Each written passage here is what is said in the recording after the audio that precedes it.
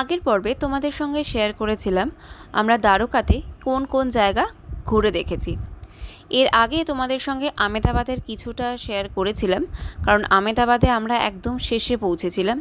আর আজকে তোমাদেরকে আমেদাবাদে আমরা কোন কোন জায়গা ঘুরে দেখেছি সেটা শেয়ার করব। যদিও সম্পূর্ণ জায়গাগুলো আমাদের ঘুরে দেখা হয়নি। যাই হোক, আমরা যেহেতু 1 জানুয়ারি আমেদাবাদেই ছিলাম, আর আমেদাবাদে 1 জানুয়ারিতে ফ্লাওয়ার শো হয়েছিল সবরমতী রিভার ফ্রন্টে, তার একটা ডিটেলস ভিডিও আমার চ্যানেলে আপলোড করা আছে। আমি ডেসক্রিপশন বক্সে লিঙ্কটা দিয়ে রাখবো, তোমরা চাইলে সেটা দেখে নিতে পারো।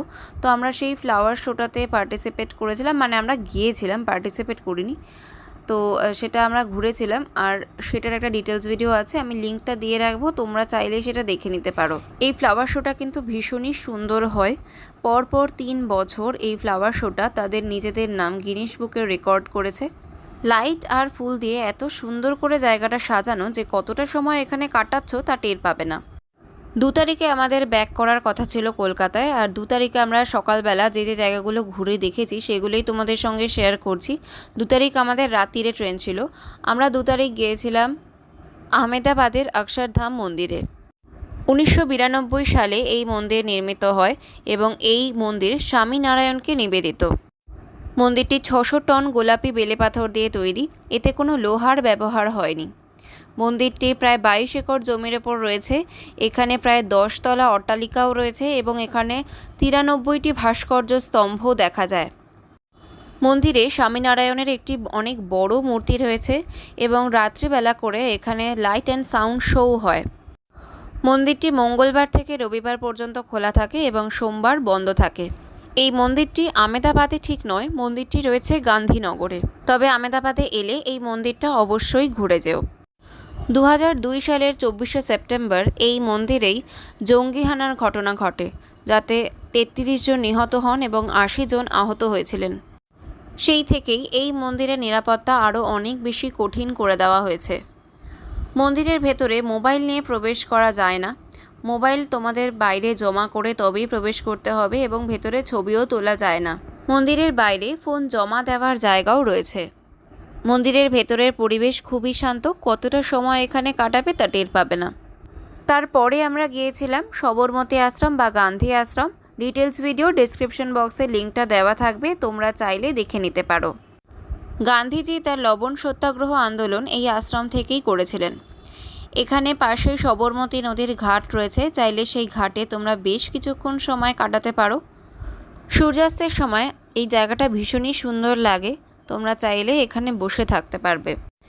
এরপর আমরা চলে গিয়েছিলাম কাঙ্কারিয়া লেক। লেকটা খনন করার সময় প্রচুর চুনা পাথর অর্থাৎ কঙ্কর পাওয়া গিয়েছিল দেখে এই হ্রদের নাম কাঙ্কারিয়া। এই হ্রদটি তৈরি করেছিলেন সুলতান কুতুবউদ্দিন আহমেদ শাহ। এখন এটি শহরের অন্যতম বিনোদন কেন্দ্র হিসেবে পরিচিত। এই হ্রদের মাঝখানে একটা বেশ সুন্দর বাগান রয়েছে, যা পাথরের পথ দিয়ে মূল ভূখণ্ডের সঙ্গে যুক্ত। 1951 সালে এখানে হ্রদের মাঝখানে একটা বন্য প্রজাতির চিড়িয়াখানা মতো তৈরি করা হয়েছে, যার নাম কমলা নেহেরু চিড়িয়াখানা। হ্রদের চারপাশ থেকে এখন টয় ট্রেনও যায়।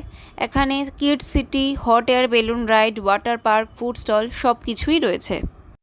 এখন আমেদাবাদের সবথেকে বড় বিনোদন কেন্দ্রগুলির মধ্যে এটি একটি।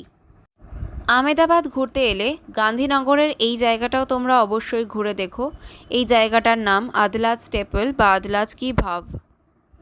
এটি একটি 15শো শতাব্দীর ঐতিহাসিক 5 তলা ভূগর্ভস্থ কুয়ো বা ধাপ কুয়ো।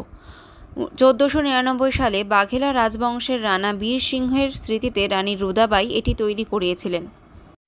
এটি ইন্দো ইসলামিক স্থাপত্যের একটি অসাধারণ উদাহরণ, যেখানে হিন্দু ও ইসলামিক নকশার মিশ্রণ দেখা যায়। এটি 5 তলা পর্যন্ত গভীর এবং এখানে 3টি প্রবেশপথ রয়েছে যা মূল কুয়ো পর্যন্ত নিয়ে যায়। এই কুয়োর ভেতরের তাপমাত্রা বাইরের তুলনায় প্রায় 6 ডিগ্রি সেলসিয়াস কম থাকে। এটি আর্কিওলজিক্যাল সার্ভে অফ ইন্ডিয়া দ্বারা সুরক্ষিত একটি স্মৃতিস্তম্ভ।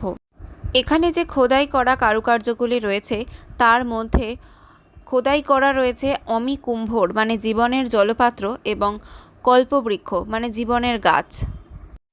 কিংবদন্তি অনুসারে মেহমুদ বেগরা অর্থাৎ সুলতান মোহাম্মদ বেগরা রানী রুদা দেবীর সৌন্দর্যে মুগ্ধ হয়ে তাকে বিয়ে করতে চেয়েছিলেন।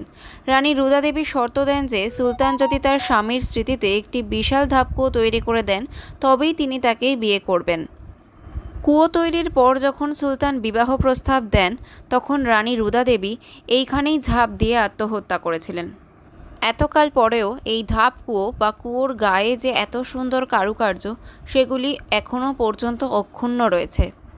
আহমেদাবাদে এরকম অনেকগুলি ধাপ কুয়ো রয়েছে, কিন্তু তা সত্ত্বেও এই জায়গাটি সব কটির থেকে আলাদা, কারণ এখনও অক্ষুণ্ণ থাকা এই জায়গার কাজ, তার সঙ্গে ইন্দো ইসলামিক কারুকার্য এবং মূল কুয়োতে প্রবেশ করার জন্য 3টি প্রবেশ পথ। আহমেদাবাদে ঘুরে দেখার জন্য আরও অনেক জায়গা আছে যা আমরা সম্পূর্ণ ঘুরে দেখতে পারিনি। আমরা 31 তারিখ রাত্রেবেলা পৌঁছালেও 1 তারিখে আমরা বেরোতে পারিনি ঘুরতে যাওয়ার জন্য, কারণ 31 তারিখ পৌঁছাতে অনেক রাত হয়ে গিয়েছিল আর প্রচণ্ড হ্যাট্রিক ট্যুর ছিল আমাদের, তাই অনেকেরই শরীর খারাপ হয়ে পড়েছিল, তাই সেই দিন আমাদের আর বেরোনো হয়নি। আমরা পরের দিন বেরিয়েছিলাম 2 তারিখ, কিন্তু 2 তারিখ রাত্রিরে আমাদের ফেরার ট্রেন ছিল, তাই সম্পূর্ণ জায়গা ঘুরে দেখা আমাদের পক্ষে সম্ভব হয়নি। আমরা এই কয়টি জায়গায় ঘুরে দেখেছিলাম আর তাই তোমাদের জন্য ভিডিও করে নিয়ে এসেছি। কেমন লাগলো আজকের ভিডিওটা কমেন্টে জানিও। চ্যানেলে নতুন বন্ধু হয়ে থাকলে সাবস্ক্রাইব করে পাশে থেকো। টাটা।